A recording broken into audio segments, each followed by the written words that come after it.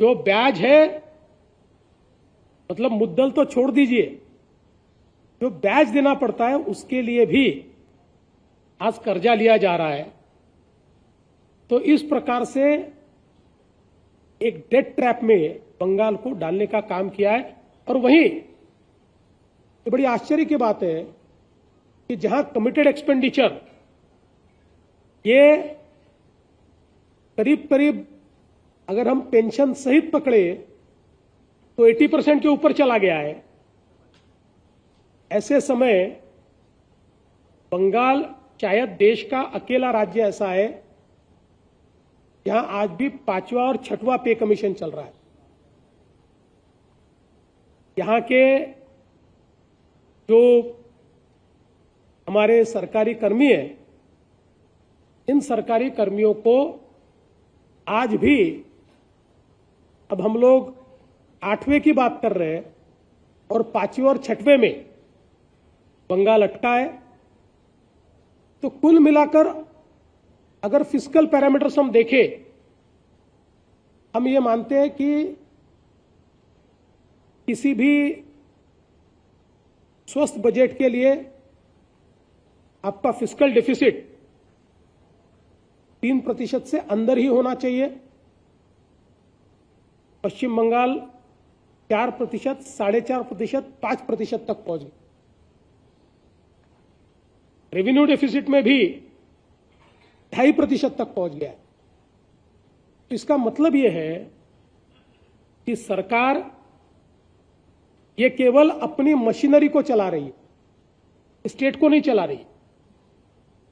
State में निवेश के लिए सरकार के पास कोई योजना नहीं है।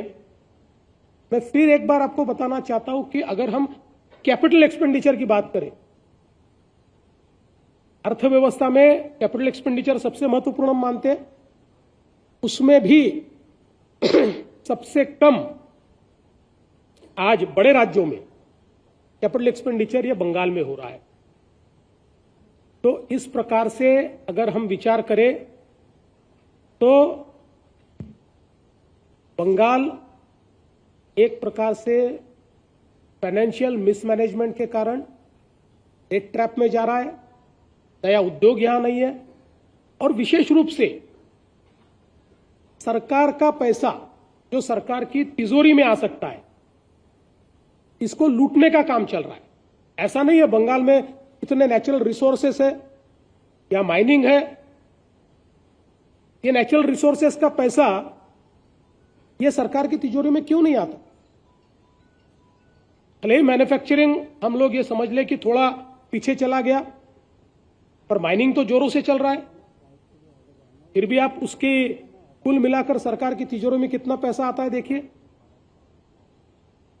हमारा बंगाल का जो रेवेन्यू कलेक्शन है मात्र 1 लाख करोड़ पर पहुंचा है टोटल कंप्लीट।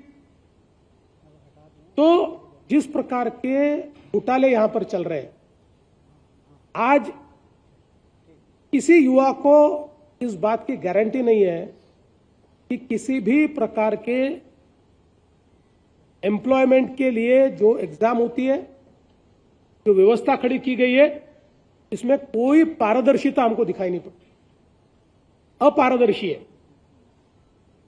और जितने घोटाले हुए, वो पॉन्जी स्कीम के घोटाले हो, नारदा, सारदा, कोल स्कैम, इतने घोटाले, शायद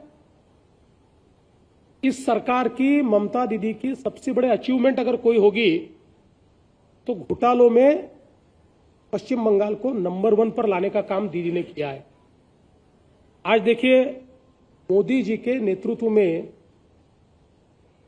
मात्र रेल बजट में 14,205 करोड़ रुपया ये बंगाल को मिला है।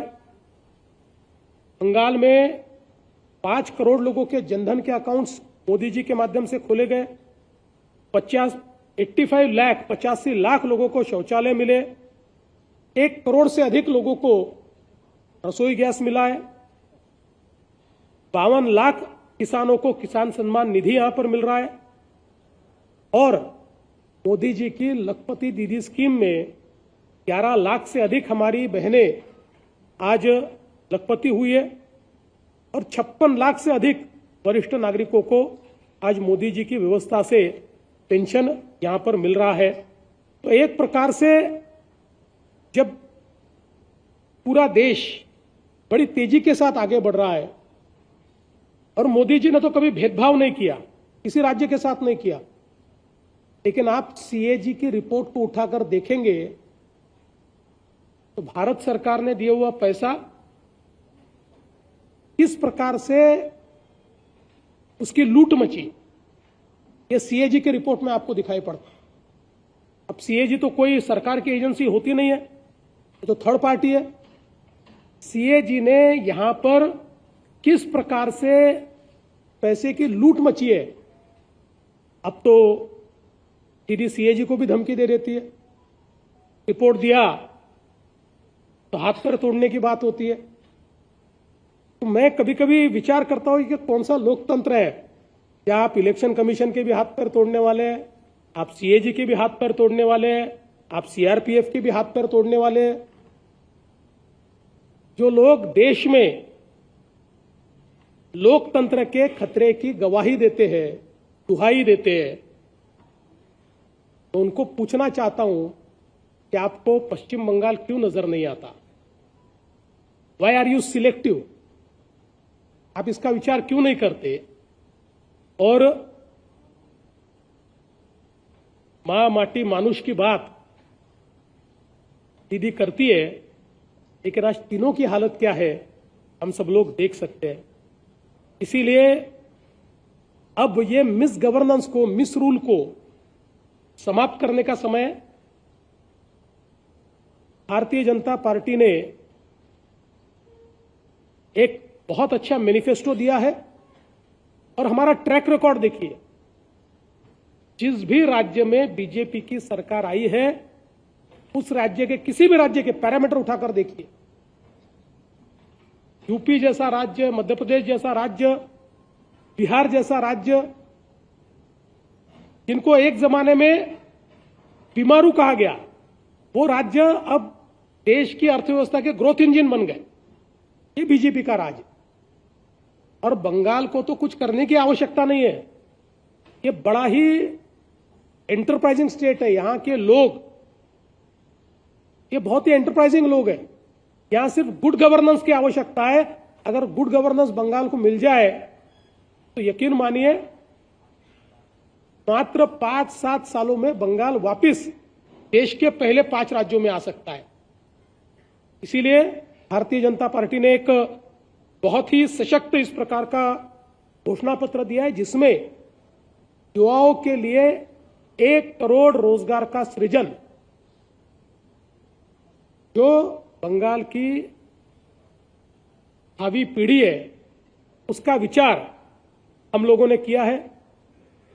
हमारी महिलाओं के लिए 3000 रुपया सम्मान निधि, ये भारतीय जनता पार्टी की सरकार यहां पर देगी। और मैं वापस कहता हूं, जहां हमारी सरकारें हैं और जहां हमने इसकी घोषणा की है, महाराष्ट्र सहित सब जगह हमारी योजना शुरू है, कहीं हमने बंद नहीं होने दी। महाराष्ट्र में तो 2.5 करोड़ बहनों को हम ये निधि देते। और मैं ऐसा मानता हूं कि बंगाल को वापस industrial power house, business power house और कमर्शियल पावर हाउस बनाने का प्रयास हम लोग यहां पर करेंगे। और विशेष रूप से जो घुसपैठ के कारण बंगाल की परिस्थिति बिगड़ रही है, उसको रोकने का काम मोदी जी के नेतृत्व में होगा। और मैं ऐसा मानता हूं कि जो सोनार बांग्ला का एक सपना हमने देखा था, कभी उस परिस्थिति में भी हम थे, अब उसी परिस्थिति को वापस लाने का काम ये भारतीय जनता पार्टी की हमारी सरकार करेगी। इसलिए आप सभी के माध्यम से बंगाल के युवाओं को, बंगाल की महिलाओं को, बंगाल के तमाम नागरिकों को मैं निवेदन करना चाहता हूं कि इस बार परिवर्तन कीजिए और इस बार बंगाल में फिर एक बार भारतीय जनता पार्टी की पहली बार, फिर एक बार नहीं पहली बार भारतीय जनता पार्टी की सरकार लाइए, ऐसा सभी को निवेदन करके मैं अपनी टिप्पणी को समाप्त करता हूं। और आप लोगों के कुछ सवाल होंगे तो मेरी क्षमता के अनुसार मैं उसका जवाब देने की कोशिश करूंगा। शर्त इतनी है कि मैं बंगाल का नेता नहीं हूं, इतना समझकर मुझसे प्रश्न पूछिए।